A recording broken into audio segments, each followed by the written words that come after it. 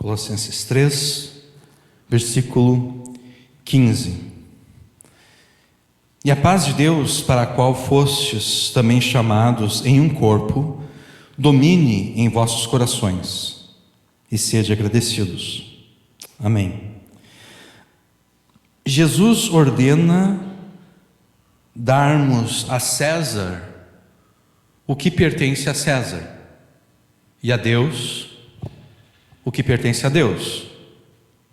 É isso que Jesus ordena, que demos a César o que pertence a César, boa noite, e a Deus o que pertence a Deus. Nós estamos em Colossenses 3,15. A questão é: o que pertence a César e o que pertence a Deus? Se nós devemos dar a César o que pertence a César e a Deus o que pertence a Deus, nós devemos saber o que pertence a César e o que pertence a Deus. A César pertence unicamente uma coisa, e aqui nós estamos usando César como representando todas as autoridades civis, né? A César pertence apenas uma coisa. A César pertence unicamente a responsabilidade de, como ministro de Deus, derramar a vingança de Deus sobre aqueles que fazem o mal. É isso que Paulo afirma em Romanos 13. A César pertence apenas isso, de, como ministro de Deus, derramar a vingança divina sobre aqueles que fazem o mal. A César pertence apenas isso, o que significa que todas as demais coisas pertencem a Deus. Ocorre que nós cometemos o erro, e não apenas o erro, mas de fato o pecado, de entregarmos a César outras responsabilidades além desta que Deus lhe deu em Romanos 13. Nós entregamos, por exemplo, a saúde pública a César. Nós dizemos que César deve cuidar da saúde da população. Nós dizemos que César deve cuidar da educação dos nossos filhos. Nós dizemos que César deve cuidar da economia, da infraestrutura da nação. César tem que construir estradas e César tem que manter essas estradas.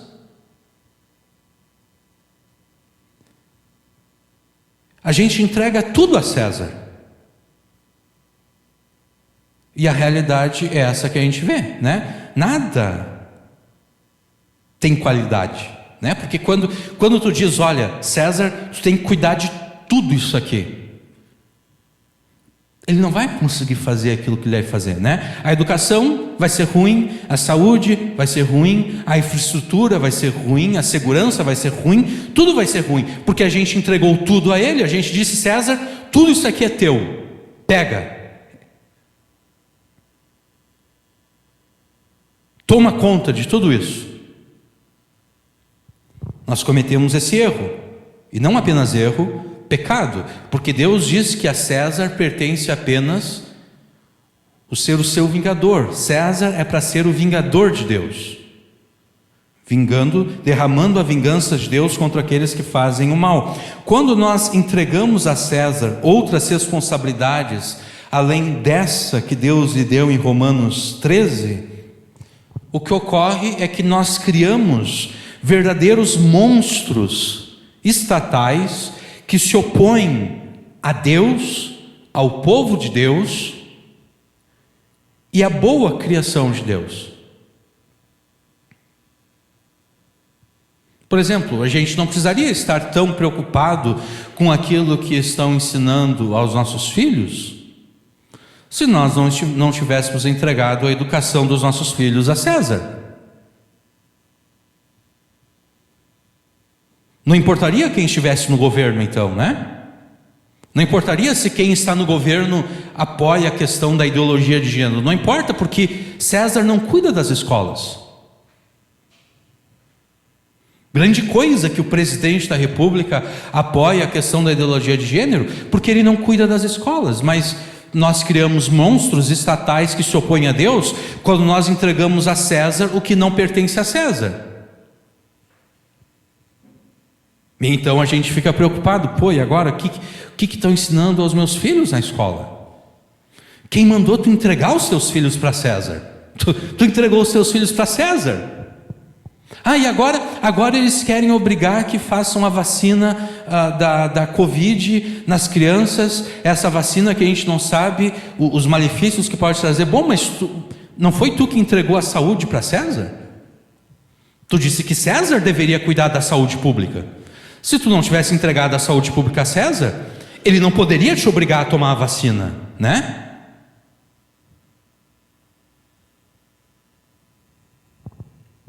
Quando nós entregamos a César outras responsabilidades além da que Deus lhe deu em Romanos 13, nós criamos verdadeiros monstros estatais que se opõem a Deus, se opõem ao povo de Deus e se opõem à boa criação de Deus. Em Daniel 7, nós lemos acerca de 4 animais ferozes e terríveis que Daniel vê numa visão que Deus lhe deu. Esses 4 animais ferozes e terríveis de Daniel 7 são exatamente isso. São monstros estatais representando a sucessão dos impérios totalitários da Babilônia, da Medo-Pérsia, da Grécia e de Roma. Esses impérios, eles eram totalitários e inimigos de Deus, exatamente porque os seus governantes tomaram para si mais responsabilidades e prerrogativas do que as que Deus lhes deu. Esses impérios, eles eram totalitários exatamente porque eles ambicionaram dominar o todo da realidade. Por isso, totalitário, né? Totalitário vem de total. Eles quiseram ter domínio total sobre o todo da realidade. É por isso que Deus, na visão que ele dá a Daniel, ele mostra esses impérios totalitários como monstros ferozes.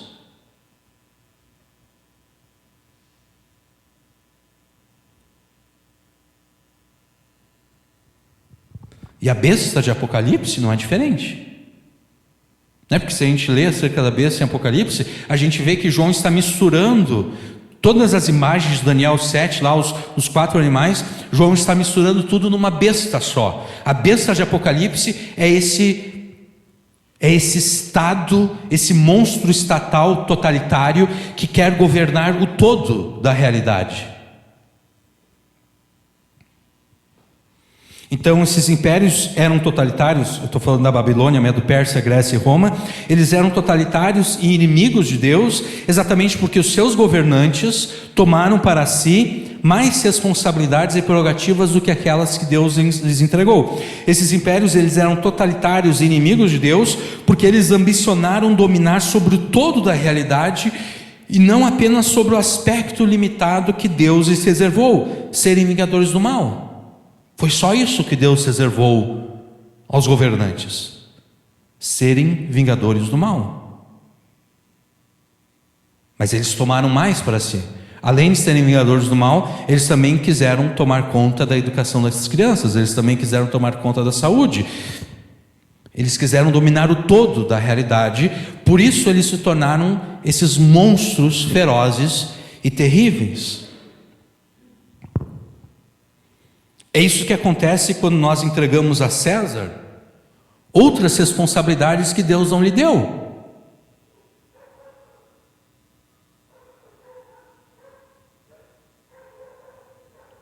Tem um filme interessante chamado V de Vingança, em que o personagem, o V, em inglês V, né? A letra V em inglês, ele diz: os cidadãos não deveriam ter medo do seu governo. Era o governo que deveria ter medo dos seus cidadãos. Mas quando nós entregamos tudo a César, Nós criamos esse monstro e depois nós ficamos com medo do monstro.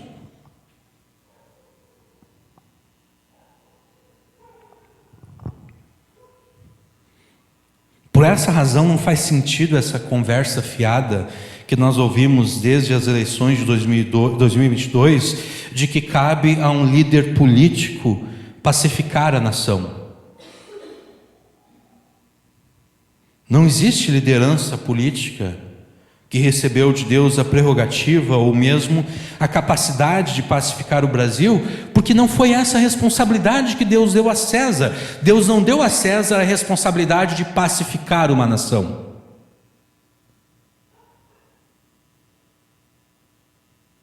E quando nós olhamos para um líder político, no caso ou Lula ou Bolsonaro, né, que são os dois polos que se contrapõem um ao outro, né? Não, a salvação do Brasil está no Lula, o Lula vai pacificar o Brasil. Não, a salvação está no Bolsonaro, o Bolsonaro vai pacificar o Brasil. Nós estamos fazendo isso, nós estamos entregando a César algo que Deus não deu a César. Deus não deu nem ao Lula, nem ao Bolsonaro, nem a qualquer outro líder político a prerrogativa ou mesmo a capacidade de pacificar a nação. Não pertence isso a eles. A eles pertence ser apenas vingadores do mal.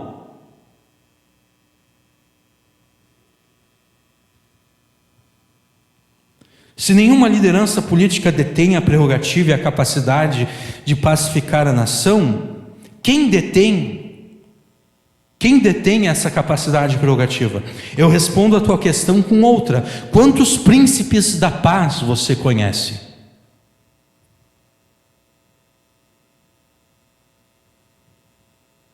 Você me pergunta quem é que detém a capacidade e a prerrogativa de pacificar a nação, e eu te pergunto, quantos príncipes da paz você conhece? Deus, o Pai, apontou a seu Filho, Jesus Cristo, como príncipe da paz. E ao apontar a Jesus como príncipe da paz, Deus, o Pai, entregou a Jesus a prerrogativa e a capacidade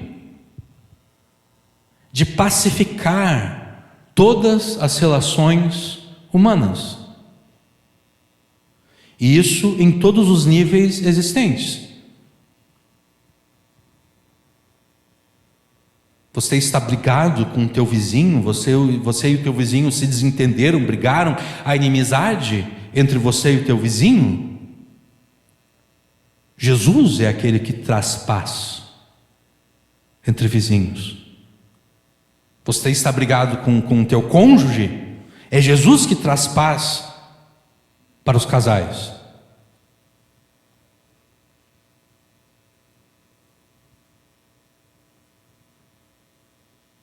Há inimizades dentro da igreja, há conflitos dentro da igreja, é Jesus que traz paz.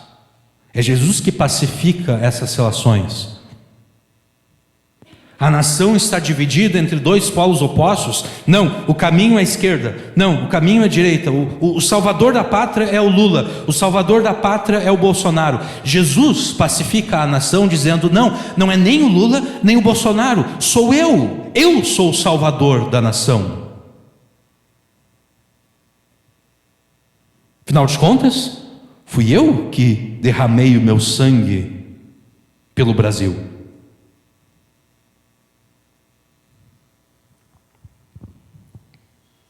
Sendo Jesus o príncipe da paz, ele não apenas deseja pacificar o Brasil e o mundo, como de fato ele já conquistou essa pacificação pelo sangue que ele derramou na cruz. Todas as inimizades e conflitos que existem, qualquer inimizade, qualquer conflito que exista, desde a briga de um casal, até o conflito lá entre Israel e palestinos, ou entre russos e ucranianos, qualquer conflito que exista dentro da raça humana, pode ser rastreado ao pecado. Qual é a razão pela qual um vizinho brigou com outro? É o pecado. Qual é a razão pela qual o marido brigou com a mulher? É o pecado. Qual a razão pela qual um irmão brigou com outro, pensando dentro da igreja, né? Um irmão em Cristo brigou com outro? É o pecado. Qual é a razão para a luta entre israelenses e palestinos? É o pecado. Qual é a razão para a luta entre russos e ucranianos? É o pecado. Qualquer conflito, qualquer inimizade existente na raça humana pode ser rastreado até o pecado, tá? E o problema do pecado só pode ser resolvido por Jesus. E de fato, o problema do pecado só pode ser resolvido por Jesus, porque Jesus já resolveu o problema do pecado, né? Há quase 2000 anos atrás. Foi pelo seu sangue derramado na cruz que Jesus reconciliou com Deus todas as coisas. Isso aqui eu estou citando passagens anteriores aqui em Colossenses. Tá? Foi pelo seu sangue derramado na cruz que Jesus reconciliou com Deus todas as coisas, tanto as que estão nos céus quanto as que estão sobre a terra. Por que era necessário que essas coisas fossem reconciliadas com Deus? Porque havia um conflito, havia inimizade. Mas Jesus reconciliou todas as coisas, Paulo escreveu. Foi pelo seu sangue, portanto, que Jesus estabeleceu a paz entre Deus e a humanidade. E tendo estabelecido o fim da inimizade e dos conflitos que dividiam Deus e a humanidade, Jesus também pacificou todos os relacionamentos humanos. Não há mais razão para a humanidade continuar o seu conflito e inimizade contra Deus, e nem as suas inimizades e conflitos internos, que dividem a humanidade em partidos e facções que se destroem mutuamente. Não existe mais razão para isso.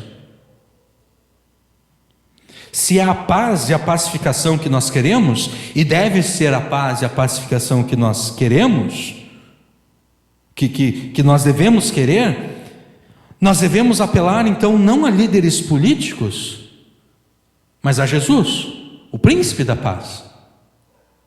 E apelando a Jesus, o príncipe da paz, nós devemos imitar a Jesus, tornando-nos pacificadores tal como Ele é. E nós faremos isso anunciando o evangelho da paz, o evangelho da reconciliação entre Deus e a humanidade, o evangelho que reconcilia também todos os partidos que fragmentam o tecido da humanidade. E para que você seja um pacificador semelhante a Jesus, é necessário que tudo em você seja arbitrado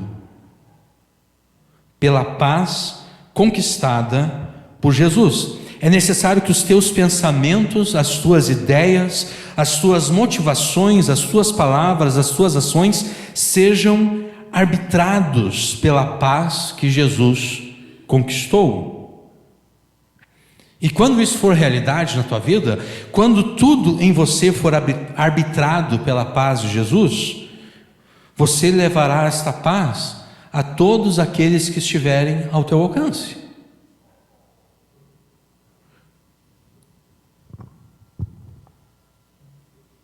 Então não coloque a tua esperança de um Brasil pacificado em nenhuma liderança política. Coloque essa esperança em Jesus, o príncipe da paz, e então seja você um agente dessa paz, um agente da paz que Jesus conquistou, um arauto do evangelho da paz, cooperando com o príncipe da paz na pacificação da nação e do mundo. Que tudo em você, que os teus pensamentos, ideias, motivações, palavras, ações, que tudo isso seja arbitrado pela paz conquistada por Jesus, e você será um pacificador semelhante a Jesus, o príncipe da paz. E para que isso se torne realidade em você, é necessário que você preste atenção a essa mensagem. Nós estamos em Colossenses 3,15, né? Nos versos anteriores a Colossenses 3,15, Paulo concluiu o uso e a aplicação que ele fez da realidade espiritual de todos os crentes como o único método eficaz e aceitável para vencer o pecado. E qual é a realidade espiritual de todos os crentes? A realidade espiritual de todos os crentes é essa: todos os crentes estão mortos em Cristo e despidos da velha humanidade de Adão, ao mesmo tempo em que estão ressuscitados em Cristo e revestidos da nova humanidade de Jesus. Essa é a realidade espiritual de todos os crentes. Tendo terminado então o uso e aplicação que ele faz dessa realidade espiritual de todos os crentes como único método eficaz e aceitável para vencer o pecado, Paulo agora passa a uma seção que serve de transição à sua carta aos Colossenses. Os versículos 15 e 17 formam uma espécie de transição, e da pregação de hoje, que é uma pregação que nós estamos fazendo para intervalar, criar um intervalo, né, naquelas pregações de Salmos, nós veremos apenas o verso 15, tá? O verso 15 nós lemos e leremos de novo já. E a paz de Deus, para a qual também fostes chamados em um corpo, domine em vossos corações e sede agradecidos. De imediato é necessário que nós rejeitemos a interpretação mais comum dada a esse verso. A interpretação mais comum dada a este verso é a seguinte: nós devemos fazer aquilo que traz paz ao nosso coração, né? Paulo diz: a paz de Deus, para a qual também fostes chamados em um corpo, domine em vossos corações. Então nós devemos fazer aquilo que traz paz ao nosso coração. Essa interpretação é errada, e eu já observei muitos crentes fazendo essa interpretação errada, afirmando que nós devemos fazer aquilo que traz paz aos nossos corações. Essa aplicação é errada e ela é destrutiva e mortal, e a razão pela qual ela é destrutiva e mortal é mais ou menos a seguinte: você está diante de um dilema. Um problema se apresentou para você, um dilema, você não sabe o que deve fazer. E você tem várias opções. E você deve escolher uma das opções como solução para aquele dilema, para aquele problema. E daí você procura a ajuda de um irmão e o irmão cita esse verso. Ele diz: olha, tu deves fazer aquilo que que vai trazer paz ao teu coração. Então você escolhe aquela opção que traz paz ao teu coração.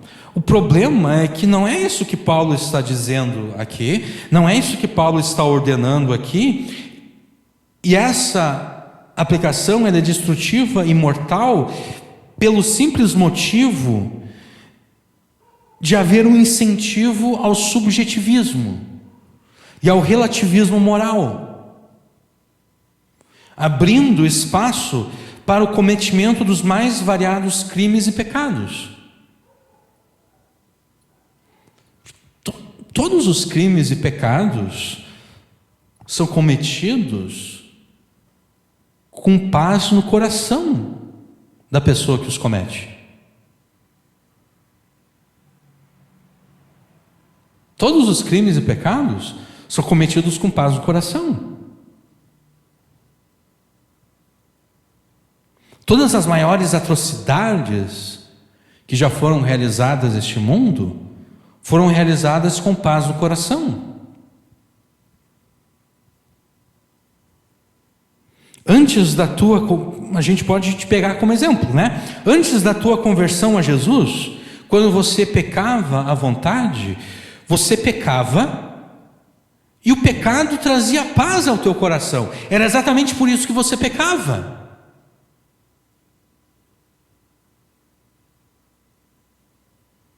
O homem ou a mulher que nesse exato momento está adulterando,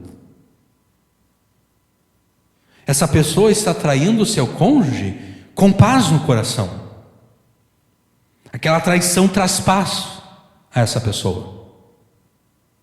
É por isso que ela está traindo. Se a traição não trouxesse paz, ela não trairia o seu cônjuge. A traição, o adultério, o casal, o homem, a mulher que agora está adulterando porque o adultério traz paz ao seu coração. A pessoa tinha várias opções, né? Ela está com um casamento falido, ela não se sente mais feliz naquela relação, ela tem várias opções. E ela analisou cada uma daquelas opções e ela percebeu: a traição é aquela que vai trazer, a traição é a opção que vai trazer mais paz ao meu coração. E é isso que eu vou fazer.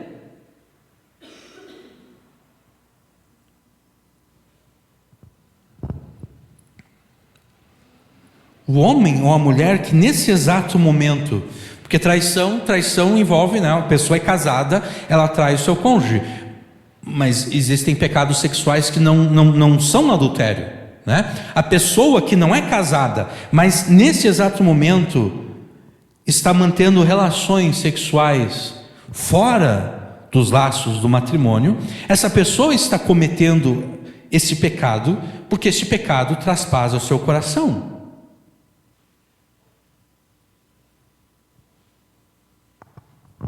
O homem ou a mulher que nesse exato momento estão enganando o seu próximo para deste modo obter vantagem ou lucro, eles estão fazendo isso tendo paz nos seus corações.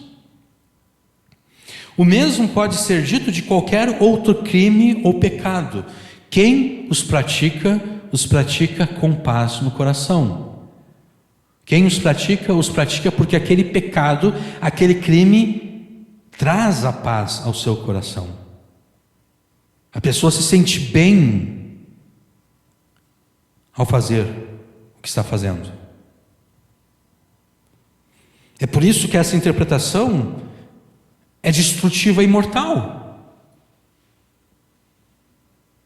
Porque ela justifica qualquer tipo de subjetivismo e relativismo moral. Não importa o que os outros digam. Faz aquilo que traz paz ao teu coração. Isso não é diferente de dizermos que devemos fazer aquilo que o nosso coração manda.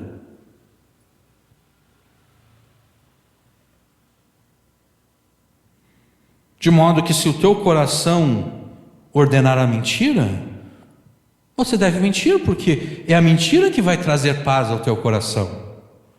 Se ele ordenar o roubo, você deve roubar, porque é o roubo que trará paz ao teu coração. Se o teu coração ordenar as relações sexuais fora do casamento, é isso que você deve fazer, porque é isso que trará paz ao teu coração.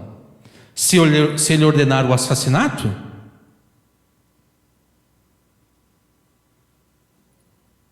mate, assassine. Eu vi essa semana rapidamente acerca de uma mulher que matou o seu namorado. Pelo jeito ela batizou algum tipo de comida lá com veneno, alguma coisa assim, o cara comeu e morreu. Por que ela fez isso? Porque o matar aquele homem traria paz ao coração dela. E foi isso que ela fez. A morte daquele homem, que era o namorado dela, o que já dá para perceber, se a morte do namorado dela, se o assassinato do namorado dela traria paz ao coração dela, quer dizer que essa mulher ela não sabe amar muito corretamente, né? Qualquer pessoa, qualquer outro homem que for se aproximar dela, né, com interesse romântico, deve pesar isso, deve pensar, o último homem que ela professou amar, ela matou, né? De repente essa não seja a melhor mulher para mim, né? Ela matou o seu namorado, porque a morte do namorado, o assassinato do namorado, ela percebeu, de todas as opções que eu tenho, matá-lo é aquilo que vai trazer mais paz ao meu coração. Então é isso que eu vou fazer.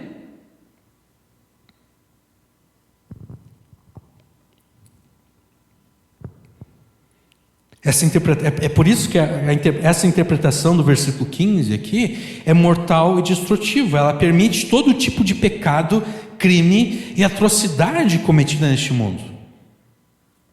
Não é porque o homem que agora está estuprando uma mulher, ele está estuprando ela com paz no coração.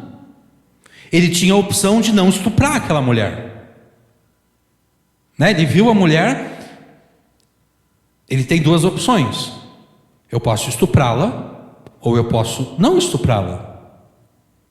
Ele considerou as duas opções e ele percebeu que a opção do estupro era aquela que traria mais paz ao seu coração, e foi isso que é exatamente isso que ele está fazendo agora.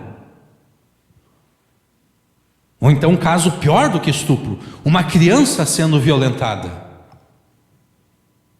A pessoa que neste momento está violentando a criança, ela tinha duas opções. Ela viu a criança, ela poderia pensar: bom, eu posso violentar essa criança, ou eu posso não fazer nada de mal contra essa criança. O que vai trazer mais paz ao meu coração? Vai trazer mais paz o violentar aquela criança. Então é exatamente isso que eu vou fazer.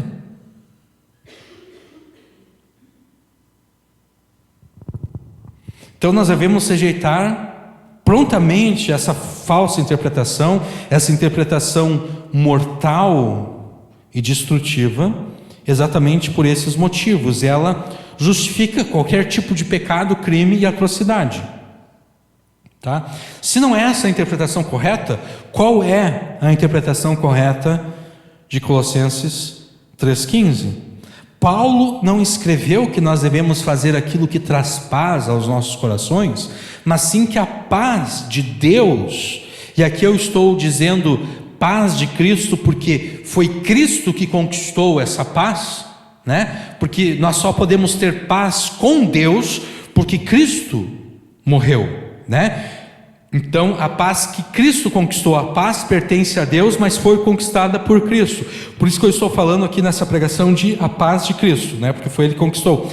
Paulo não escreveu que nós devemos fazer aquilo que traz paz aos nossos corações, mas que a paz de Jesus deve ser o árbitro dos nossos corações. Nós devemos entender a paz de Deus, ou a paz de Cristo aqui, não como essa paz interior que nós sentimos, mas como a paz que se mostra na reconciliação que desfaz todas as inimizades e todos os conflitos.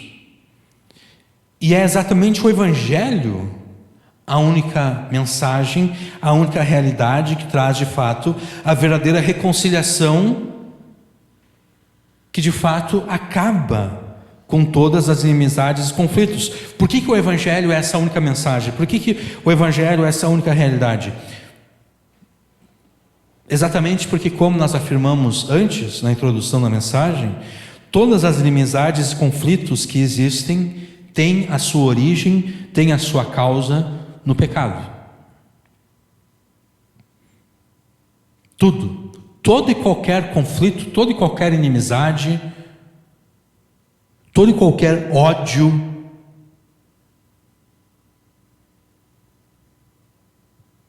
aquela coisa que nos faz, a gente enxerga aquela pessoa e a gente pensa: de novo essa pessoa, eu não aguento ver ela, eu não aguento conversar com ela.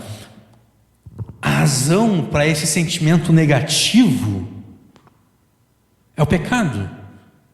Ou o pecado que você cometeu contra ela, ou o pecado que ela cometeu contra você. Ou talvez os pecados que vocês dois cometeram um contra o outro. Nesse mundo caído, as inimizades e conflitos possuem dois aspectos. O primeiro aspecto é o vertical, e o segundo aspecto é o horizontal. O aspecto vertical da inimizade e do conflito é aquele que se refere ao nosso relacionamento com Deus. Vertical. De baixo para cima, a nossa inimizade contra Deus. Já o aspecto horizontal da inimizade e do conflito se refere ao nosso relacionamento com as pessoas.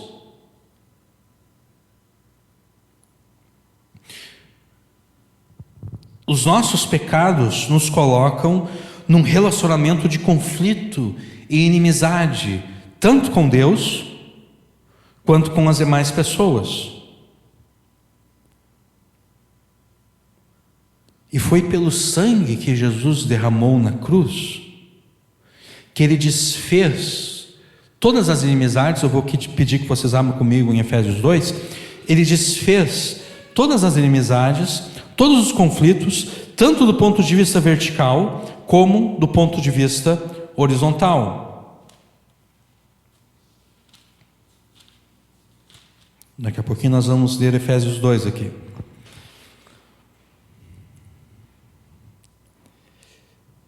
Quando Jesus derramou o seu sangue na cruz, Ele desfez todas as inimizades, todos os conflitos, tanto entre nós e Deus, quanto também entre nós e as demais pessoas. É exatamente esse o argumento de Paulo em Efésios 2, a partir do versículo 11. Olha só. Aqui Paulo está falando para os gentios, tá? Portanto, lembrai-vos de que vós, no outro tempo, erais gentios na carne e chamados incircuncisão pelos que na carne se chamam circuncisão, judeus, né? Os gentios eram chamados incircuncisão pelos judeus, porque os judeus eram circuncidados conforme ordenava a lei de Deus, e os gentios não, né? Portanto, lembrai-vos de que vós, no outro tempo, erais gentios na carne. Aqui Paulo faz questão de enfatizar a carne, exatamente porque a circuncisão, né, envolve o corte da carne, e chamados incircuncisão pelos que na carne se chamam circuncisão feita pela mão dos homens. Eu quero que vocês se lembrem também, Paulo continua, que naquele tempo estáveis sem Cristo, separados da comunidade de Israel, estranhos às alianças da promessa, não tendo esperança e sem Deus no mundo. Mas agora, em Cristo Jesus, vós que antes estáveis longe, já pelo sangue de Cristo chegastes perto. Porque Ele, Jesus, é a nossa paz, o qual de ambos os povos, ambos judeus e gentios, né? Jesus é a nossa paz, o qual de ambos os povos, judeus e gentios, fez apenas um povo, e derrubando a parede de separação que estava no meio. Na sua carne, Jesus desfez a inimizade, isto é, a lei dos mandamentos que consistia em ordenanças. Essas leis dos mandamentos consistiam em ordenanças aqui, são aqueles mandamentos cerimoniais, né? Aqueles mandamentos que caracterizavam o judaísmo, né? Os sacrifícios, os sábados, as luas novas, todas aquelas cerimônias, a circuncisão e assim por diante. Na sua carne, Jesus desfez a inimizade, isto é, a lei dos mandamentos que consistia em ordenanças, para criar em si mesmo dos dois um novo homem. Uma outra tradução possível aqui é uma nova humanidade. Jesus pegou a totalidade da humanidade que estava dividida entre judeus de um lado e gentios do outro. Ele desfez a inimizade que estava presente nessas leis de mandamentos que consistiam em ordenanças, e Ele criou, em si mesmo, Ele criou dessas duas vertentes da humanidade, judeus e gentios, Ele criou uma nova humanidade, fazendo a paz. E pela cruz, reconciliar ambos com Deus, judeus e gentios, em um corpo. Agora, judeus e gentios, aqueles que creem em Jesus, formam um só corpo, matando com a cruz as inimizades que separavam judeus e gentios. E vindo, ele evangelizou a paz. Ele evangelizou a paz a vós, gentios, que estáveis longe, vocês estavam afastados da comunidade de Israel, e ele também evangelizou a paz aos que estavam perto, aos judeus, porque por ele, ambos, judeus e gentios, temos acesso ao Pai em um mesmo Espírito, assim que já não sois mais estrangeiros. Antes Paulo falou, naquele tempo estáveis sem Cristo, separados da comunidade de Israel, estranhos às alianças da promessa, não tendo esperança e sem Deus no mundo. Assim já não sois mais estrangeiros nem forasteiros, mas concidadãos dos santos e da família de Deus, edificados sobre o fundamento dos apóstolos e dos profetas, de que Jesus Cristo é a principal pedra da esquina, na qual todo edifício bem ajustado cresce para templo santo no Senhor, no qual também vós juntamente sois edificados para a morada de Deus em espírito. Jesus é o príncipe da paz. Jesus é o construtor da paz. Jesus é aquele que põe fim a todos os conflitos e a todas as inimizades. E a gente pode voltar para Colossenses 3. É exatamente esse o mesmo argumento de Paulo em Colossenses 3, versículo 11,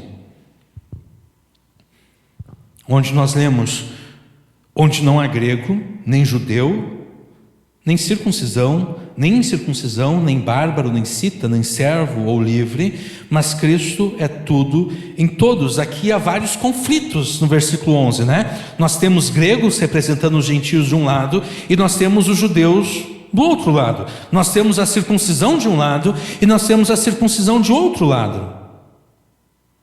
Aí aqui nós temos os bárbaros. Os bárbaros eram todos aqueles povos que não eram de origem grega. Os gregos, eles eram muito preconceituosos, como todo mundo, né? Todo mundo é preconceituoso. Então, quando os gregos viam um povo falando uma língua que eles não entendiam, essa língua soava aos seus ouvidos como bar, e é por isso que eles chamavam todos aqueles que não eram gregos de bárbaros. Porque aquilo, o idioma dessas pessoas soam aos nossos ouvidos como bar, como um monte de besteira. Por isso eles são bárbaros. Aqui então, a partir na metade do 11, Paulo já está tratando das divisões que haviam dentro dos gentios, né? Os gregos não gostavam dos bárbaros, os bárbaros não gostavam dos gregos. Cita, era uma outra etnia, um outro povo que havia lá naquela região. Servo ou livre, né? Está aqui o escravo de um lado, e está aquele que não é escravo do outro lado. Muito provavelmente alguém livre que tem escravos. Obviamente existe inimizade entre essas duas pessoas, né? Existe inimizade entre aquele que é o senhor de escravos e os escravos que pertencem a ele. Existe essa inimizade. Mas Paulo afirma que em Jesus, no Evangelho, não há espaço para isso mais. Não existe mais grego, nem judeu, nem circuncisão, nem incircuncisão. Não existe mais bárbaro, cita, servo ou livre. Existe apenas Jesus, porque Jesus é tudo, Cristo é tudo, e Cristo está em todos aqueles que nele creem. Então, tanto Efésios 2, do 11 ao 22, quanto em Colossenses 3, 11, Paulo cita o maior conflito e inimizade que já fragmentou a humanidade, que é o conflito entre judeus e gentios. Esse é o maior conflito que já fragmentou a humanidade.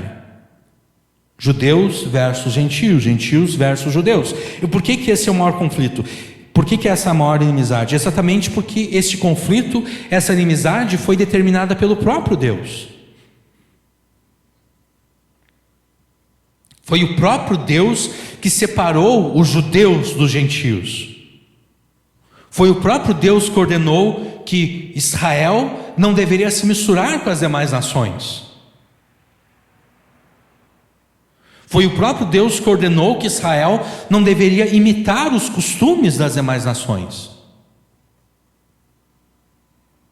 Então, judeus e gentios constituem esse conflito, constitui a maior inimizade que já fragmentou a humanidade, exatamente porque foi Deus que estabeleceu este conflito, foi Deus que estabeleceu essa inimizade.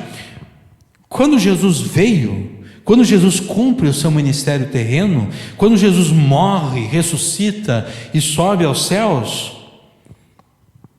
Paulo afirma, tanto em Efésios 2 quanto aqui em Colossenses, que tanto judeus quanto gentios foram reconciliados com Deus por meio do ministério de Jesus.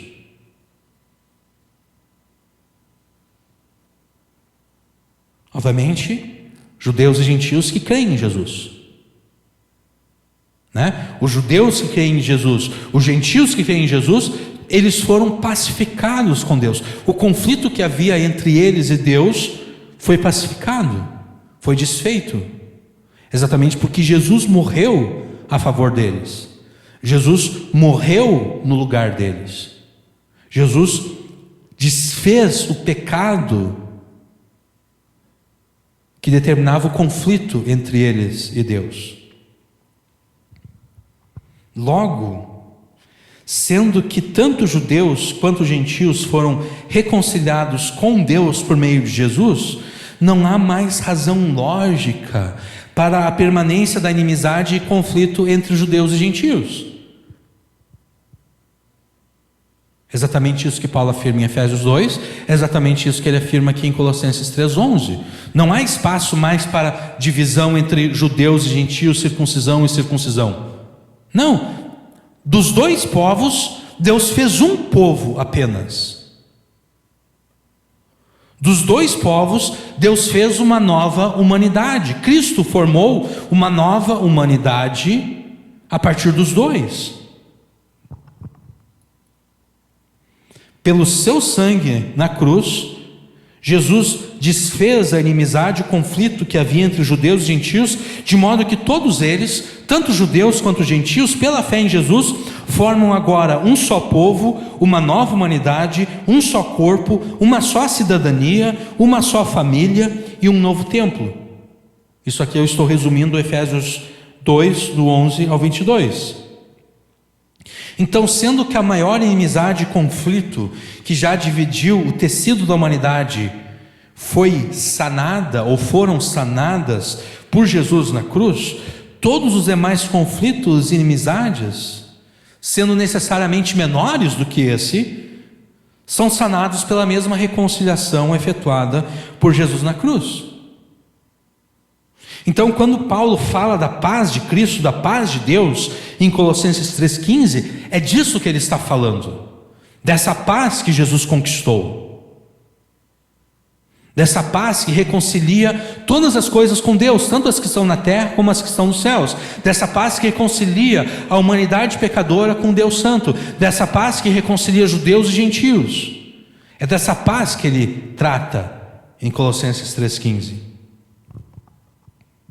Essa cessação dos conflitos e inimizades que Jesus conquistou na cruz, tanto do ponto de vista vertical quanto do ponto de vista horizontal. É essa paz que deve ser o árbitro nos nossos corações. A Almeida Corrigida Fiel, que é a Bíblia que nós usamos aqui, traduziu o grego brabeu, é um verbo grego, traduziu como dominar. Por isso então nós temos, e a paz de Deus, domine em vossos corações. Esse brabeu, ele é melhor traduzido como arbitrar, como julgar. Brabeu é a ação de um juiz, de um árbitro. Pensa num árbitro de futebol, ou de qualquer outro esporte. A partida está acontecendo. Quando ocorre uma falta, quando ocorre uma jogada ilegal, o que o árbitro faz? Ele apita. Ou então ele faz qualquer outro tipo de sinalização, né? Dependendo do esporte, né? Mas o árbitro arbitra, ele diz, opa, tem que parar aqui, aconteceu uma coisa ilegal aqui. Não dá para continuar. Ocorreu uma falta. Ocorreu uma jogada ilegal. Então esse verbo grego aqui, brabeu, ele é melhor traduzido por arbitrar, por julgar. E foi exatamente assim que eu traduzi esse verso. Que a paz produzida somente por Cristo, essa é a minha tradução, que a paz produzida somente por Cristo seja o árbitro nos vossos corações, pois foi para esta paz que também fostes convocados para formardes um só corpo.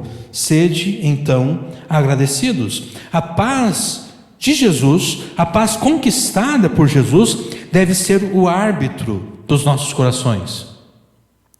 Mas o que é este nosso coração para que ele seja arbitrado pela paz de Jesus? Bom, coração, na Escritura, se refere sempre à nossa realidade interior.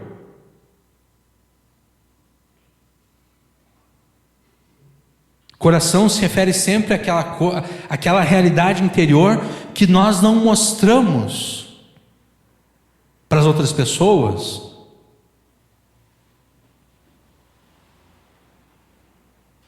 Os nossos pensamentos, as nossas ideias, os nossos planos, as nossas motivações, é tudo aquilo que acontece dentro de nós. Isso é o coração na Escritura.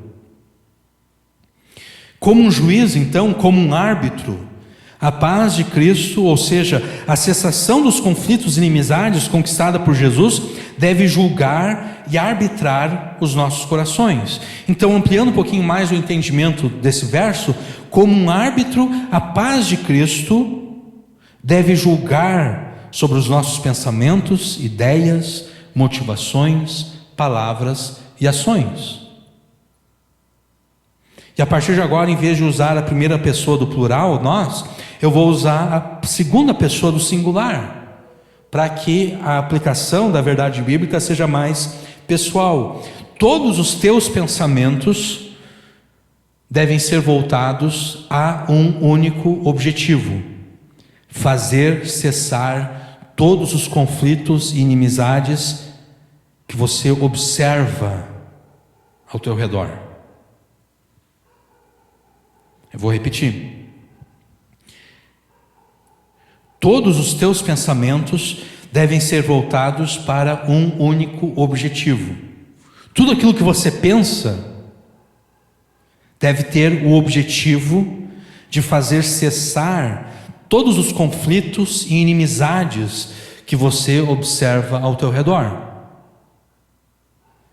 Isso é ter a paz de Cristo como árbitro no teu coração. Os teus pensamentos, tudo aquilo que você pensa, tudo aquilo que surge na tua mente, deve ter esse objetivo: fazer cessar todos os conflitos e inimizades que você observa. Então, você não pode ser o tipo de pessoa que coloca mais lenha na fogueira, né? Porque o que é colocar mais lenha na fogueira? Você já está vendo, você está vendo a confusão, você está vendo a briga, e surge aquele pensamento maligno no teu coração, e tu sabe, se eu falar isso, eu sei que vai explodir isso aqui. Então você joga mais lenha na fogueira. Isso não é ter a paz de Cristo como árbitro. Ter a paz de Cristo como árbitro é o seguinte: o que eu posso fazer para levar essas duas pessoas que estão brigando aqui a interromper essa briga?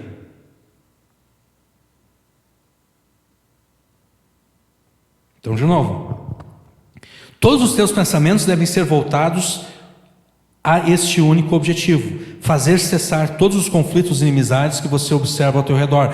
Todas as tuas ideias devem estar voltadas a esse objetivo: fazer cessar todos os conflitos e inimizades ao teu redor. Todas as tuas motivações devem ser voltadas a este único objetivo, de fazer cessar todas as inimizades e conflitos que você observa. Todas as tuas palavras devem ser voltadas a este único objetivo. Todas as tuas ações devem ser voltadas a este único objetivo de fazer cessar todos os conflitos e inimizades ao teu redor. Este é o significado de Colossenses 3,15. Não é fazer aquilo que traz paz ao teu coração, mas sim fazer com que tudo em você, os teus pensamentos, ideias, motivações, palavras e ações, tenham o objetivo de produzir a paz de Jesus nos conflitos e inimizades que você está observando.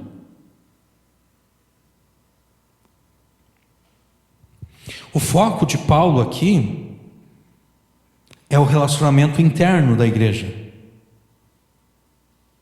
Porque ele fala aqui, fostes chamados em um corpo. Corpo aqui, obviamente, se refere ao corpo de Cristo, se refere à igreja local.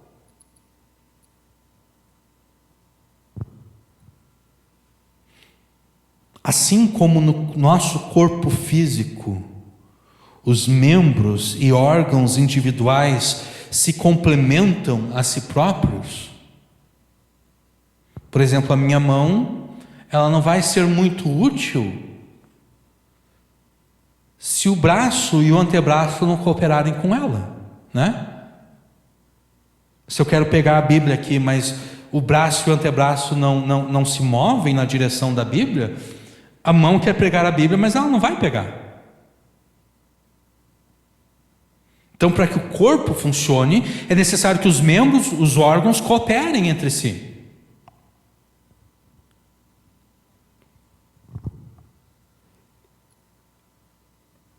Os nossos membros e órgãos, ainda tratando do nosso corpo físico, eles não sobrevivem se estiverem separados uns dos outros, né?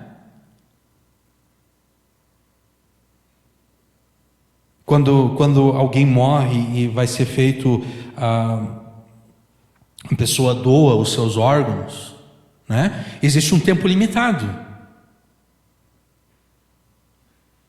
Cada órgão ele tem ali um tempo de vida útil, que normalmente é muito curto, que se passar aquele tempo, aquele órgão vai se perder. Não vai, a pessoa que estava esperando para receber o transplante, ela não vai poder aproveitar. Por quê? Porque o órgão, quando ele é isolado do restante do corpo, ele não sobrevive.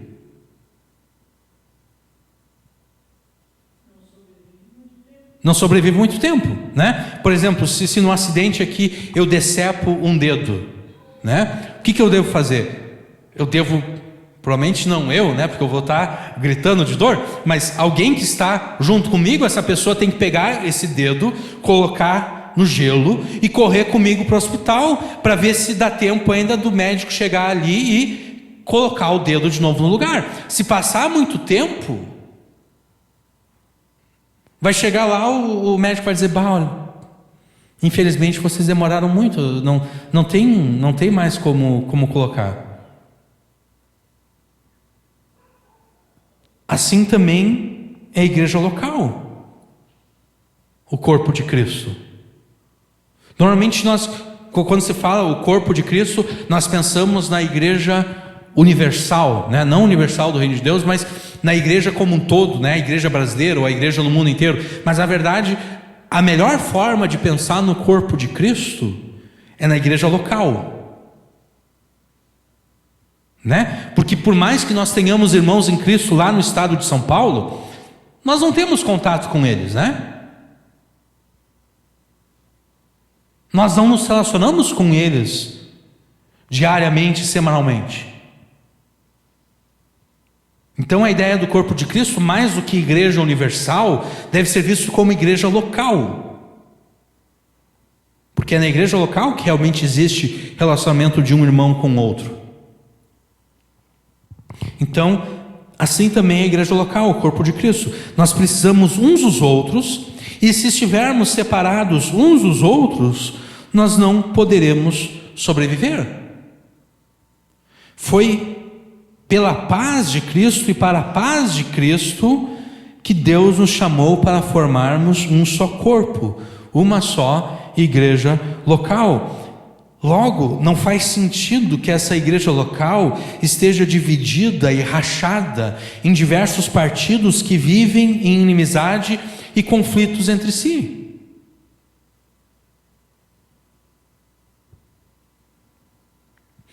Então, para a sobrevivência da própria igreja local e dos seus membros, é necessário que a paz de Cristo seja o árbitro em nossos corações. Ou seja, no que se refere ao nosso relacionamento com os irmãos, todos os nossos pensamentos, ideias, motivações, palavras e ações devem ter o objetivo de impedir que ocorram inimizades e conflitos entre os irmãos e de resolver os conflitos e inimizades que já tenham ocorrido.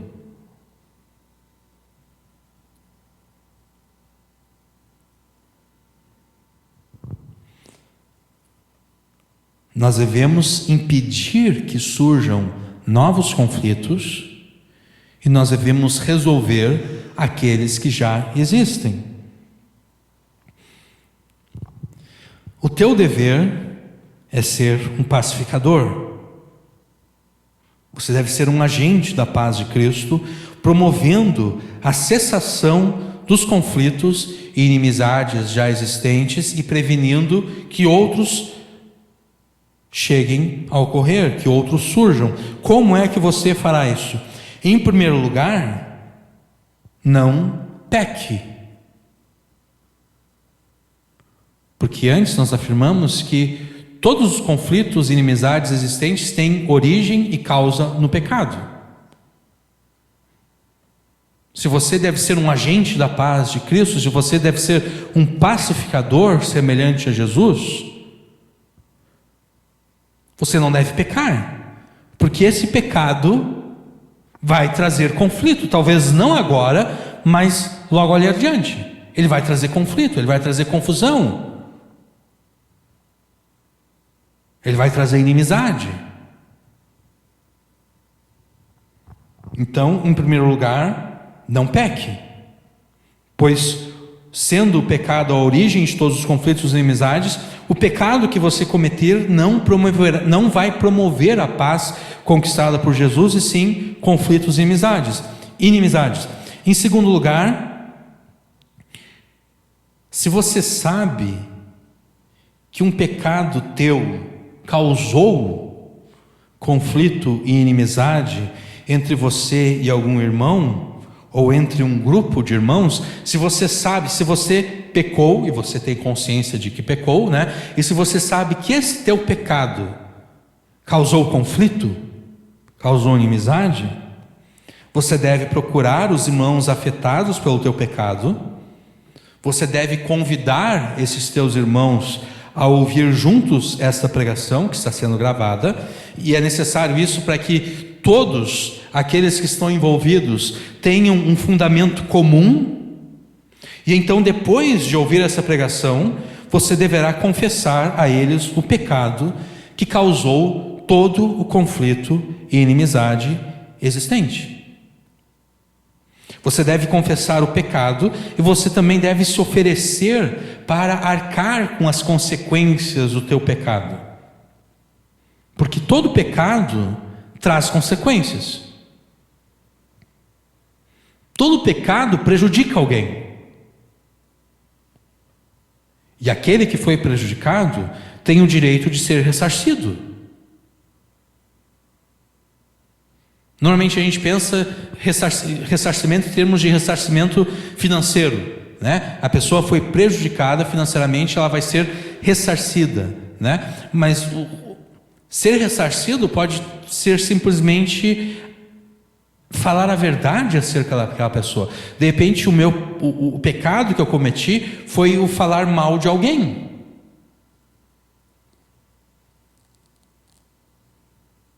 Eu falei mal daquela pessoa, e quem me ouviu e quem acreditou em mim, agora tem aquela pessoa, não enxerga mais aquela pessoa com bons olhos.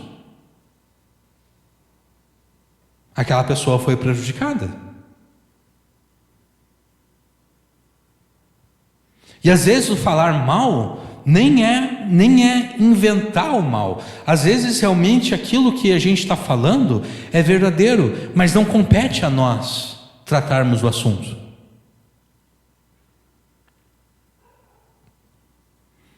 Por exemplo, se o irmão tal ali pecou contra mim, eu não posso me aproximar do Vitor e dizer: Vitor, o irmão tal pecou contra mim. Porque é verdade, eu não estou mentindo, né? O irmão pecou contra mim. Mas o Vitor não tem nada a ver com o assunto, né? A menos que a pessoa tenha pecado contra mim e o Vitor também foi prejudicado e ele não está sabendo que ele foi prejudicado. Aí sim, mas no caso do Vitor não ter sido prejudicado, não ter nada a ver com o assunto, para que eu vou criar mais confusão? Para que eu vou falar para o Vitor que o irmão fulano de tal pecou contra mim? Não, se o irmão fulano de tal pecou contra mim, eu tenho que resolver com ele, e apenas com ele. Porque daí eu falo para o Vitor que o irmão pecou contra mim, aí depois o irmão se arrepende e conserta o pecado que ele cometeu, mas eu não falo para o Vitor que o irmão consertou comigo, né? Aí o Vitor vai ter um conceito errado do irmão. O Vitor sabe que o irmão pecou, mas o Vitor não sabe que o irmão depois se arrependeu do pecado. Ele vai continuar olhando aquele irmão com maus olhos. Mas daqui a pouco a gente vai tratar disso, tá? Então, em primeiro lugar, não peque. Em segundo lugar, se você pecou e você sabe que o teu pecado causou conflitos e inimizades, você deve chamar as pessoas envolvidas, você deve convidar elas a ouvir essa pregação e então confessar a elas o pecado e se oferecer para arcar com as consequências maléficas causadas pelo teu pecado. Você deve se oferecer para restituir tudo aquilo que você prejudicou aquelas pessoas. Em terceiro lugar, se você cometeu algum pecado contra um ou mais irmãos, mas este pecado ainda não causou conflito, faça a mesma coisa. Convide as pessoas envolvidas no caso, convide elas a ouvirem essa pregação e então confesse a elas o teu pecado. Ainda que o teu pecado ainda não tenha causado conflito, você deve correr adiante. Ele vai causar conflito, o conflito só não surgiu ainda. Evite que o conflito surja por causa do teu pecado. Dê graças a Deus que o teu pecado ainda não causou nenhum conflito e resolva tudo antes que o conflito surja. Em quarto lugar, se algum irmão te procurou para confessar um pecado que ele cometeu contra ti, em vez de ficar irado contra ele e planejar algum tipo de vingança, ou ficar dizendo, olha só, o irmão fulano de tal aqui pegou contra mim e ele ainda teve a coragem de vir e confessar para mim. Não, né? Se ele teve a coragem de vir e confessar, você deve dar graças a Deus por isso, né? Não. Então, em quarto lugar, se algum irmão te procurar para confessar um pecado que ele cometeu contra ti, em vez de ficar irado contra ele, você deve perdoá-lo como Jesus te perdoou.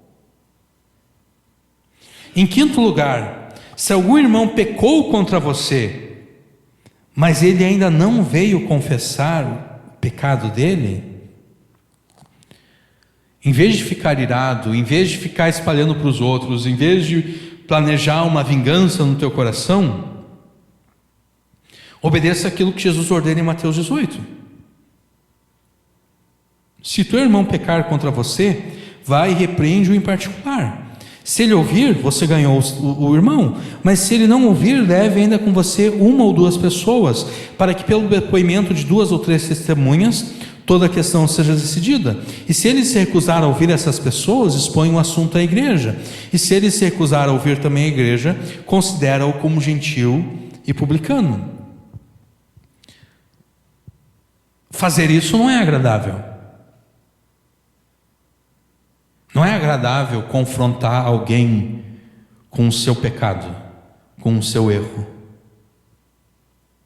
É constrangedor. É chato.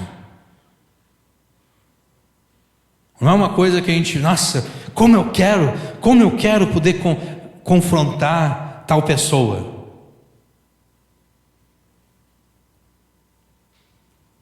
Mas só por ser desagradável, não significa que a gente possa descartar a ordem dada por Jesus. Só por ser algo chato, não quer dizer que a gente possa Eu não quero me incomodar. Exatamente, a paz humana é aquela que não quer se incomodar, mas não há verdadeira paz, né? Porque você sempre se lembra do pecado que o irmão cometeu contra você. Então não há verdadeira paz. Você não quer se incomodar, mas no final de contas você continua se incomodando.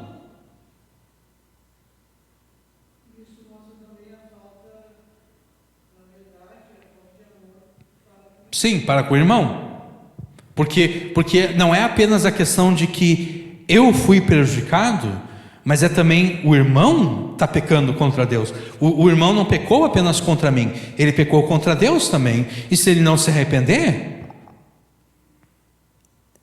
ele vai enfrentar um problema muito grande com Deus. Então não é uma questão apenas de não, eu vou perdoar o irmão, eu não vou confrontar ele. Não existe isso de eu vou perdoar o irmão. Você deve perdoar o irmão, mas o perdoar o irmão envolve confrontá-lo com o pecado que ele cometeu contra você. Se Jesus se incomodou a ponto de morrer para o perdão dos pecadores, você deve se incomodar com a ordem de Jesus. É o mínimo, né? Jesus não ordenou que você morra. Jesus só ordenou que você confronte o teu irmão com o pecado dele. Então, não pense que essas palavras de Jesus são apenas uma sugestão. Jesus não está sugerindo isso. Jesus está ordenando isso. Ele, que é o príncipe da paz, está ordenando isso. Se o teu irmão pecou contra você, em vez de ficar irado contra ele, permitindo assim que surja inimizade e conflito, porque isso vai acontecer, né? Você não vai até o irmão resolver, você sabe que ele pecou contra você, mas você, não quero me incomodar, já existiu inimizade e conflito ali, né? Ali está o início da inimizade e do conflito. Né? Então, se teu irmão pecou contra você, em vez de ficar irado contra ele, permitindo assim que surja inimizade, conflito dentro da igreja local, você deve procurar o irmão e, de novo, convidá-lo para assistir a essa pregação, para que vocês tenham uma base comum a partir da qual resolver esse problema. Então, depois de ouvir a pregação e com base nela e nas palavras de Jesus em Mateus e de Paulo aqui em Colossenses 3,15, confronte o teu irmão com o pecado que ele cometeu contra você. Repreenda o teu irmão não com ira, mas com firmeza. Ira e firmeza não são sinônimos. Repreenda-o não com ira, mas com firmeza.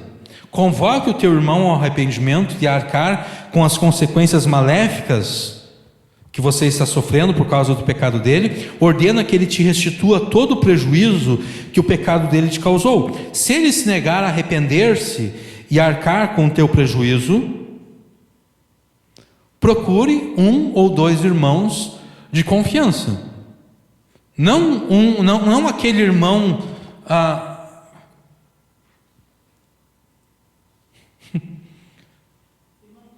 não aquele irmão imaturo, que você sabe que é imaturo. Não o irmão que se converteu ontem.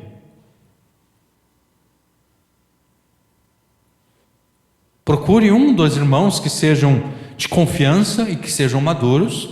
Explica a eles a circunstância, a situação. Então vá com eles até essa pessoa.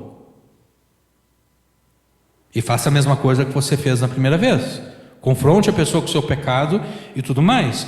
Se ela ainda recusar a ouvir você e aos irmãos que você levou como testemunhas, procure a liderança da igreja e exponha à liderança da igreja o teu caso. Esse dizer à igreja que Jesus fala ali, não é no meio do culto levantar a mão e dizer: pastor, o irmão fulano de tal pecou contra mim. Não, é necessário que haja uma investigação, porque do contrário é muito fácil, né? Digamos que eu queira me vingar de alguém, no meio do culto eu levanto a mão e digo: pastor, o irmão fulano de tal pecou contra mim. Eu estou inventando, porque eu quero me vingar daquela pessoa. Então,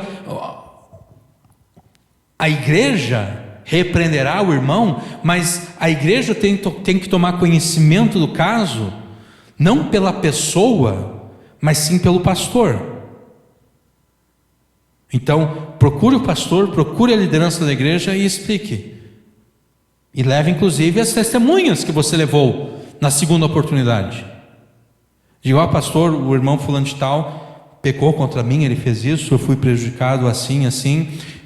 Eu obedeci aquilo que Jesus ordena. Eu procurei ele não quis se arrepender. Eu levei esses outros 2 irmãos aqui como testemunhas, ele também não quis atender. E agora eu estou trazendo o assunto ao Senhor. E daí sim o pastor vai averiguar se realmente você tem razão ou não, ou se você está inventando essa história para se vingar de alguém.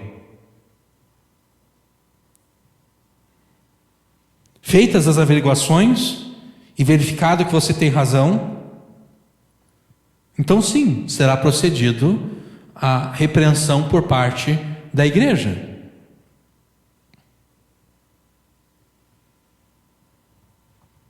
Se ele atender, muito bom.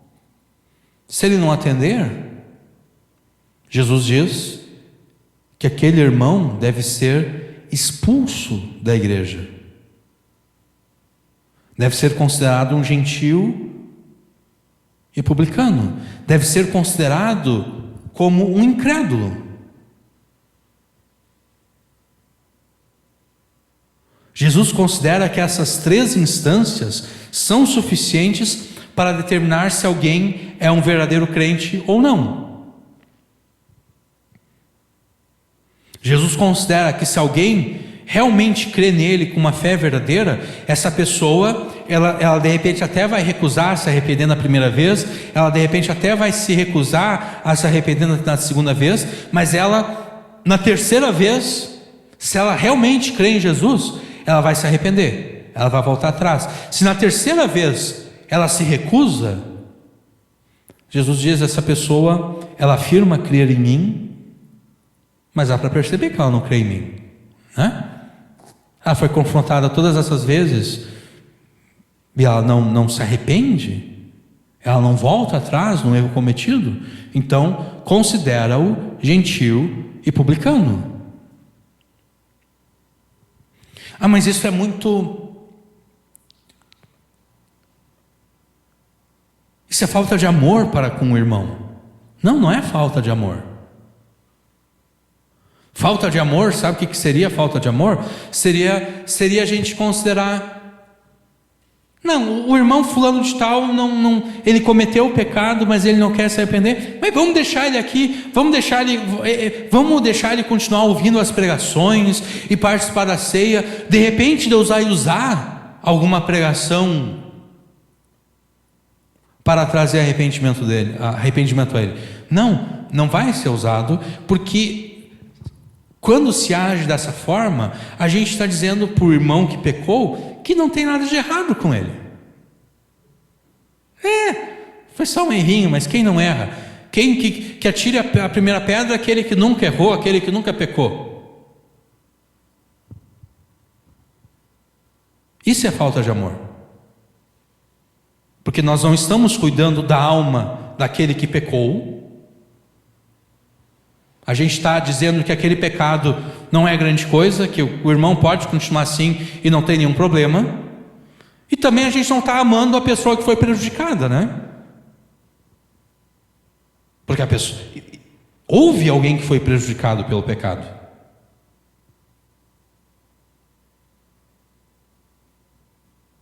Então, na verdade, Jesus, que é o amor em pessoa, que é o amor encarnado, ele ordena que isso seja feito para o bem de quem foi prejudicado e para o bem da própria pessoa que pecou. Porque conforme Paulo depois vai expandir esse ensinamento de Jesus, Paulo vai dizer que, pelo menos em 2 oportunidades, se eu não me engano, Paulo vai dizer que ele entregou pessoas a Satanás. O que é entregar pessoas a Satanás? É exatamente isso. é considerar a pessoa gentil e publicano, é expulsar a pessoa da comunidade da igreja. Não é impedir que a pessoa venha à igreja, mas é dizer: tu pode continuar vindo se tu quiser, mas tu não é mais membro da igreja e tu não vai mais participar da ceia da igreja, não vai mais participar da ceia do Senhor, tu não pode, tu é gentil e publicano.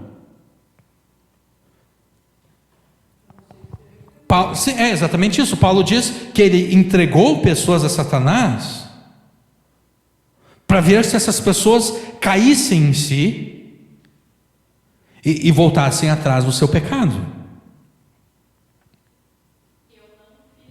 Sim.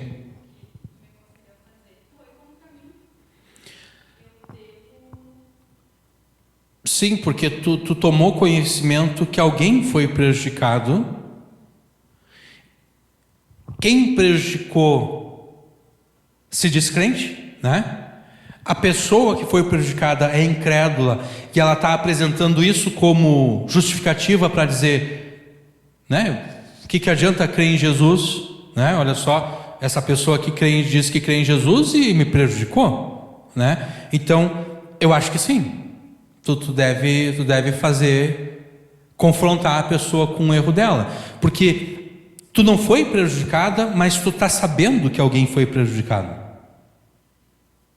Que é a mesma coisa, por exemplo, vamos trazer aqui para dentro, né? Se eu sei que alguém te prejudicou, e de repente eu percebo que tu está sendo tímida demais para confrontar a pessoa, e eu estou vendo que tu foi realmente prejudicada, cabe a mim dizer: ô irmão, ou ô irmã, eu vi que tu pecou contra a Pâmela e ela está sofrendo com o teu pecado. Eu não posso ver alguém sofrendo e não fazer nada por aquela pessoa, né? Eu não posso ver alguém passando fome aqui e dizer: alguém vai dar comida para ela, alguém vai dar um pão para essa pessoa, um prato de comida. Não, se eu vejo a pessoa sofrendo, eu devo ir lá e fazer provisão para o sofrimento dela. Então essa questão do pecado é a mesma coisa, né? Alguém está sofrendo, alguém foi prejudicado, e eu tomei conhecimento disso, então cabe a mim agir como árbitro naquela situação, né? Então acho que sim, é o correto a ser feito. Não é agradável, né? Não é agradável, não é nem um pouquinho animador ter que fazer isso, mas é o necessário a ser feito, né? Até porque o teu parente está apresentando isso como desculpa, né? Está dizendo: que adianta crer em Jesus, que adianta ir na igreja e fazer essas coisas, né? Aí no final de contas, de repente o teu parente morre sem crer em Jesus, e uma das razões é essa, né? E daí no final das contas, daí o sangue daquela pessoa, parte da culpa daquela pessoa ter ido para o inferno acaba sendo nossa, porque a gente viu aquilo ali e a gente não fez nada para intervir. Não quer dizer que ao fazer isso o teu parente vai ser salvo, mas pelo menos tu está tirando essa desculpa dele, né? Está dizendo: não, olha aqui, é assim que um crente faz. Um crente não suporta a injustiça. Jesus não suporta a injustiça. Jesus vê a injustiça e Jesus resolve a injustiça. É assim que um crente faz. Então vale a pena crer em Jesus, porque Jesus não é injusto e Jesus não permite que a injustiça prevaleça. Então, no mínimo, tu vai tirar essa desculpa do teu parente, né? Então acho que sim, acho que deve ser feito. Oi? Claro, e também pelo próprio, sim, porque o crente que fez isso, ele não está em boas condições diante de Deus. Então, não pense que Jesus está apenas sugerindo isso. Jesus não está sugerindo isso, Jesus está ordenando isso, é uma ordem direta de Jesus. Em sexto lugar, se um irmão vier até você e te confrontar com o pecado que você cometeu, porque até agora a gente viu o oposto, né? Você confrontando o irmão que pecou contra você. Agora vamos pensar na possibilidade na possibilidade contrária. Você pecou e o irmão contra quem você pecou está vindo, né? Em sexto lugar, se um irmão vier até você e te confrontar com um pecado que você de fato cometeu, confesse esse pecado, né? Diga, realmente eu pequei, eu fiz o errado, eu sabia que eu não deveria te fazer e ainda assim eu fiz, e se ofereça para restituir o prejuízo que o teu pecado causou àquela pessoa. Em sétimo lugar, se um irmão vier até você e te confrontar com um pecado que você não cometeu, porque isso pode ocorrer também, né? A pessoa te confronta com um pecado que você não cometeu. É possível que você confronte alguém com um pecado que ela não cometeu, e é possível que alguém te confronte com um pecado que você não cometeu. De repente a pessoa entendeu a circunstância de forma errada. Ela observou tudo, ela entendeu que você a prejudicou, mas de fato você não prejudicou ela, você não fez o errado, você fez o certo. E esses maus entendidos ocorrem, né? A pessoa pensa que você fez o mal contra ela, mas você de fato não fez. Então, em sétimo lugar, se um irmão vier até você e te confrontar com um pecado que você não cometeu contra ele, tente entender o que está acontecendo. Não simplesmente diga, não, eu não fiz nada de errado. Não, pergunta para a pessoa, por que tu acha que eu te prejudiquei? Em que sentido tu se sentiu prejudicado por mim? Pergunte para a pessoa, tente entender por que ela acha que você pecou contra ela. E, tendo entendido, explique a ela o mal entendido. Diga, olha, irmão, tu entendeu errado a situação. Não foi isso que eu fiz isso aqui, ó. Se ainda assim essa pessoa não entender a tua explicação, então diga para a pessoa o seguinte, olha, vamos conversar com o pastor então. Vamos conversar com o pastor e o pastor vai nos ajudar a entender quem de nós dois tem a razão aqui. Em oitavo lugar, se algum irmão vier até você para falar mal de outro irmão,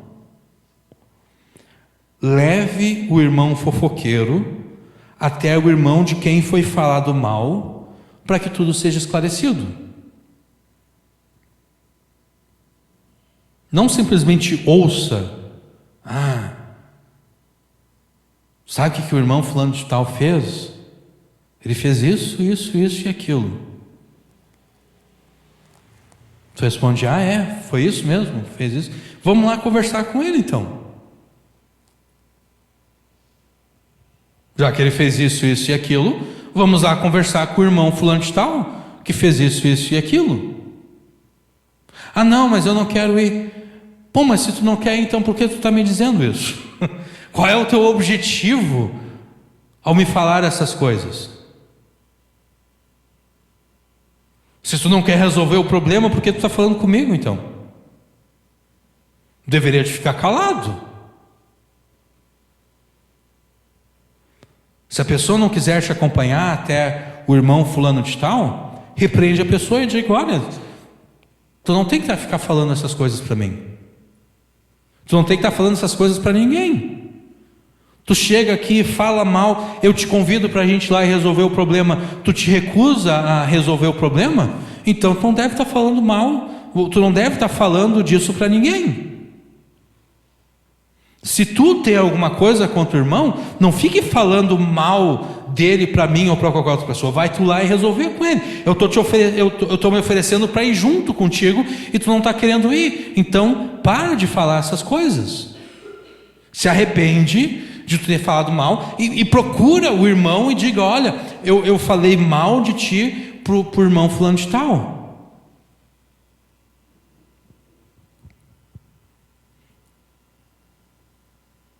Em nono lugar, deixa eu ver se eu não pulei nada aqui, não. Em nono lugar, se você tem conhecimento, agora sim se aplica aquilo que tu falou, né? Se você tem conhecimento de 2 ou mais irmãos, no teu caso é um irmão e outro incrédulo, mas se aplica também. Se você tem conhecimento de 2 ou mais irmãos que estão em conflito e em inimizade, convide-os a assistir essa pregação, e tendo assistido juntos a essa pregação, conduza-os à paz.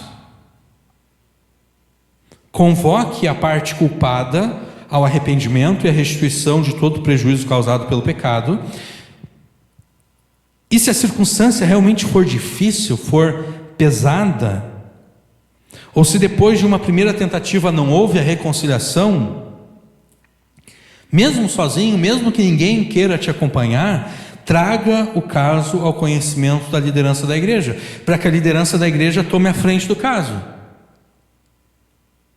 Porque isso não é fazer fofoca. Fazer fofoca é eu chegar e falar mal do Vitor para minha mãe, por exemplo. Isso é fofoca.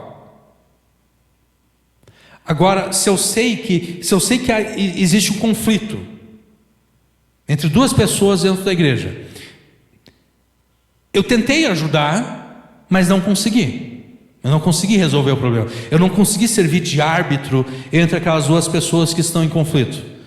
O que eu devo fazer? Eu devo esquecer o caso? Não, eu devo levar o caso ao conhecimento do pastor. Olha, pastor, eu tomei conhecimento de que esses 2 irmãos aqui estão numa situação de inimizade, de conflito. Um deles, esse irmão aqui fez isso aqui, daí o outro lá fez aquilo. Eu tentei levar os 2 à paz, mas eu não consegui. Então eu estou trazendo o caso ao conhecimento do Senhor para que, o Senhor possa tomar a frente, para a gente resolver. Porque se o caso não for resolvido, o que vai acontecer é que, no mínimo, um daqueles irmãos ali vai sair da igreja, ou até mesmo desistir de Jesus, desistir da fé, Isso é o mínimo que vai acontecer. O que pode acontecer é os 2 saírem da igreja, os 2 desistirem da fé. O que pode acontecer é esse conflito se espalhar. De repente, metade da igreja vai estar com um irmão, a outra metade da igreja vai estar com outro irmão, e a igreja no fim vai implodir por causa dessa inimizade, desse conflito.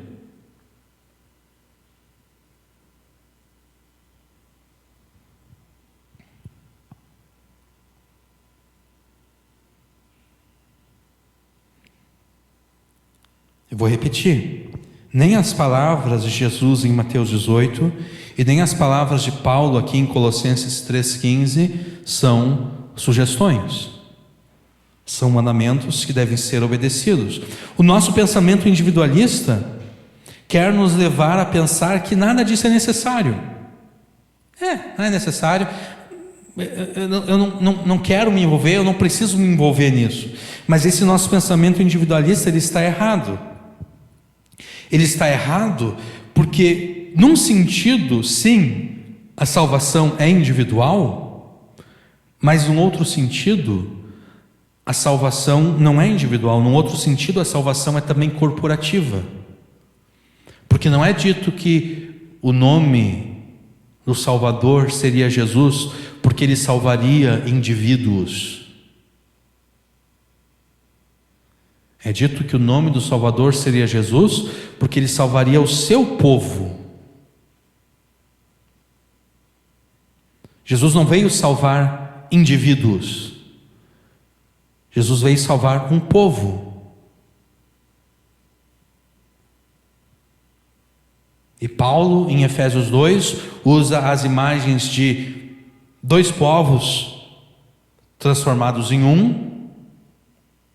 Usa a imagem de uma só humanidade em Cristo, um só templo, como sendo a habitação de Deus, do Espírito Santo, uma só cidadania. Antes os gentios eles eram estranhos a Israel, mas agora eles foram feitos concidadãos dos santos. Então é um só povo, uma só cidadania, uma só família, um só templo.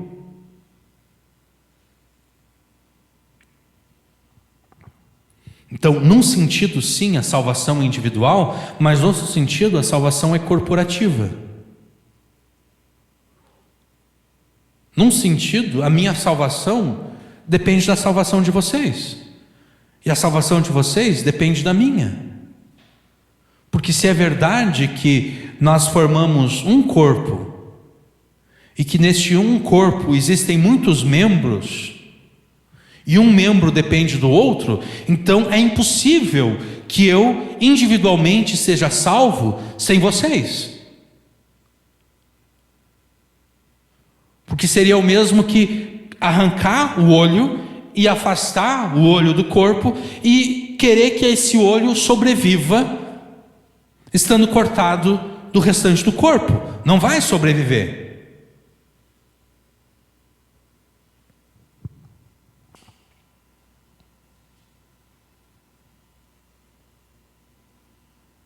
Então nós devemos em tudo obedecer às palavras de Jesus em Mateus 18 e de Paulo em Colossenses 3,15, porque do contrário a igreja vai se autodestruir.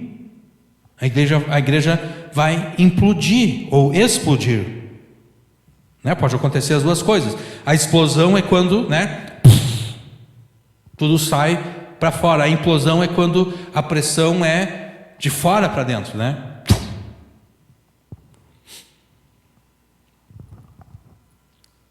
Tudo em você deve ter um único objetivo: fazer cessar todos os conflitos e inimizades que existem na igreja e evitar o surgimento de outros conflitos e inimizades na igreja. Para isso é necessário que os teus pensamentos, as suas ideias, as suas motivações, as suas palavras, as tuas ações tenham o único objetivo de fazer cessar os conflitos e impedir que novos conflitos surjam. Você foi chamado para ser um pacificador. E Jesus, nas bem-aventuranças, disse que os pacificadores são bem-aventurados porque eles são chamados, ou serão chamados, filhos de Deus. Eles serão chamados filhos de Deus exatamente porque eles estão imitando o Filho de Deus, que é o príncipe da paz, que é o construtor da paz, que é aquele que pacificou a todas as coisas.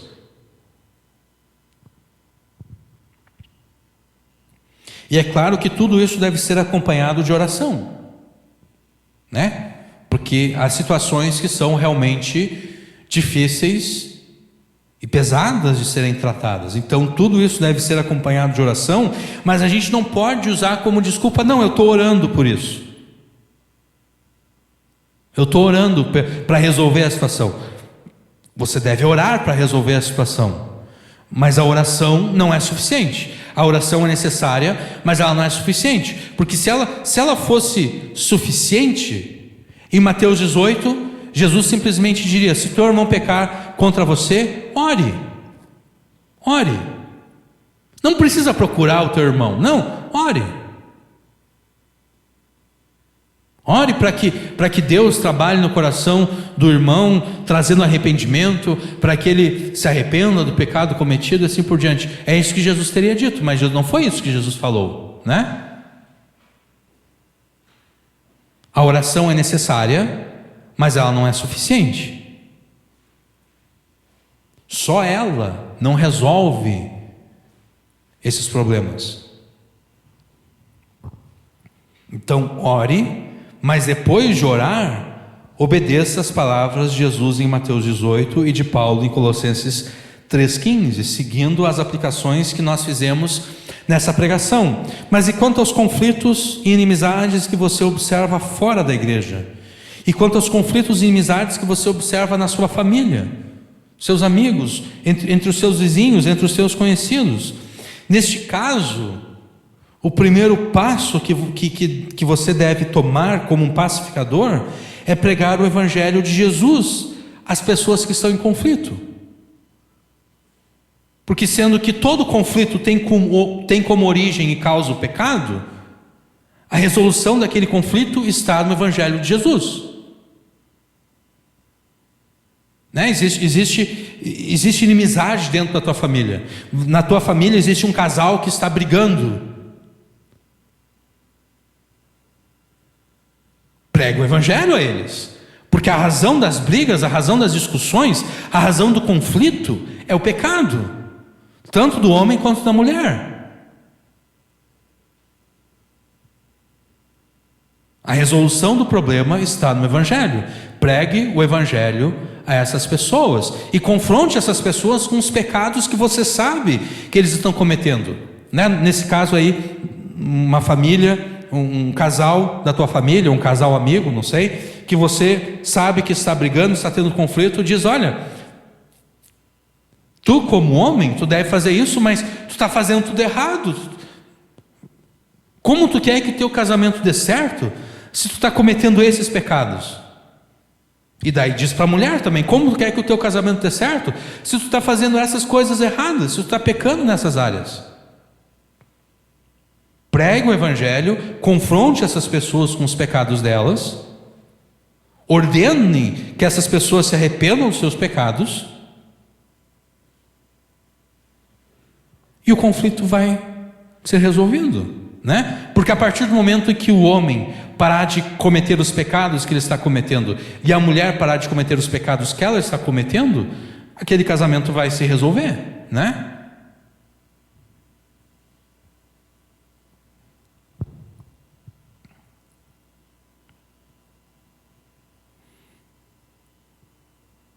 De família em família, de casal em casal, de amigo em amigo, de familiar em familiar, você levará a paz a todas as pessoas que estão ao teu alcance. Daí imagina só, você, com muita oração e muito trabalho, você consegue trazer paz a todas as pessoas do teu convívio, né? Os seus familiares mais diretos ali, aqueles que você tem contato, aos teus amigos, vizinhos, conhecidos, colegas de trabalho, e daí essas pessoas agora se tornam também pacificadores. Essas pessoas também começam a levar a paz de Cristo a todos os que estão ao alcance delas. Logo, logo, Novo Hamburgo, Rio Grande do Sul e o Brasil estarão pacificados, né? Se cada crente se tornar um pacificador, levando a paz de Cristo a todos os ambientes que frequenta, a todas as pessoas que estão ao seu alcance, não vai demorar muito e o Brasil estará pacificado. Não necessariamente porque cada brasileiro terá crido em Jesus, mas porque brasileiros suficientes terão crido em Jesus, de modo que não haverá mais conflito, né? Porque é necessário pelo menos 2 pessoas para haver um conflito. De repente aquela pessoa lá não se converteu, mas ela não tem com quem conflitar, ela não tem com quem brigar, porque todas as pessoas ao redor dela são crentes, são convertidos, são pacificadores. Ela vai tentar puxar briga com alguém, a pessoa vai dizer: não, eu não vou brigar contigo, eu não vou ficar em inimizade contra ti, eu não vou pecar contra ti, não vou dar razão para existir inimizade entre nós, e se tu pecar contra mim, eu vou pregar o Evangelho para ti, vou te convocar ao arrependimento. Então, não que todos os brasileiros crerão em Jesus, mas o número suficiente de pessoas terá crido em Jesus, de modo que aqueles que ainda querem ter inimizade, porque tem pessoas que gostam, né? Tem pessoas que gostam do conflito, tem pessoas que, se não houver conflito, elas não se sentem satisfeitas, elas precisam da briga, elas precisam da discórdia. Essas pessoas não vão ter ninguém com quem brigar, e a nação, em grande parte, está pacificada. Então, voltando aqui ao início da introdução, não coloque a tua esperança de um Brasil pacificado em políticos, em líderes políticos, seja o Lula, seja o Bolsonaro, seja qualquer outro. Eu cito o Lula e o Bolsonaro porque, né, eles são as 2 bolas da vez, né? Ou é um ou é outro. Não são eles que vão pacificar o Brasil. Porque digamos que o Lula ganhe em 2026 de novo. aqueles que preferem o Bolsonaro vão continuar brabos e irritados. Se o Bolsonaro ganhar, aqueles que preferiram Lula vão continuar, eles não vão, ai que bom, o Bolsonaro, não, eles vão continuar insatisfeitos. O Brasil vai continuar dividido, vai continuar em pé de guerra, vai continuar não pacificado. Líderes políticos não têm a capacidade de pacificar a nação e eles não receberam essa prerrogativa.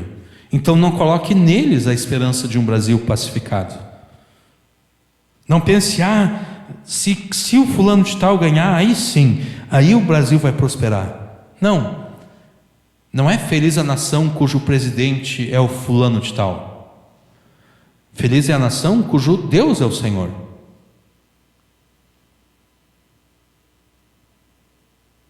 Então coloque a tua esperança de um Brasil pacificado em Jesus. E colocando essa esperança em Jesus, seja você um pacificador semelhante a Jesus.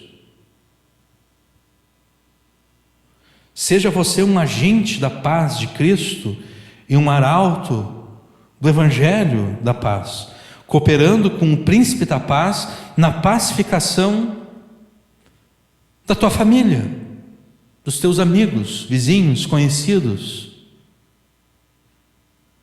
E daqui a pouco você vai ver que por meio de você, Jesus de repente pacificou toda a tua família, toda a rua onde você reside, o bairro, de repente a cidade foi pacificada, de repente a nação foi pacificada. Que tudo em você, os teus pensamentos, ideias, motivações, palavras e ações, que tudo isso seja arbitrado pela paz conquistada por Jesus, e você será um pacificador semelhante a Ele, que é o príncipe da paz. Amém.